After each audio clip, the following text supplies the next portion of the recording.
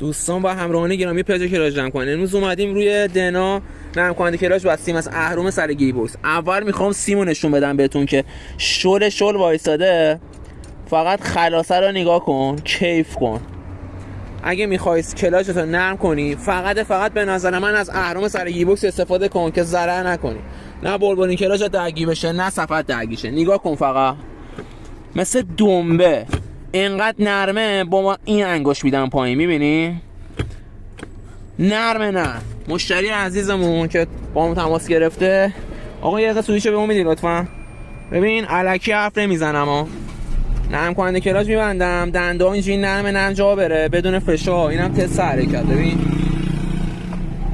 فقط نرمی رو نگاه کن، کلاژ مثل پنبه نرم شده. اگه یه روزی خواستی نرم کننده کلاژ ببندی یادت باشه، بازم میگم اهرم سر گیربکس بدون درگیری بلبلین کلاژه. چیزای دیگه میخوای ببندی برو ببند، ولی بدون صفحه کلاژت خدافظی میده. ببین خلاصه رو. آقا چه جوری نرم شده؟ من از پیج شما خیلی ممنونم، خیلی محبت گریم، واقعا نرم شده، از اونی هم که فکر میکردیم نرمتر شده. ممنونم از شما. خسته نباش.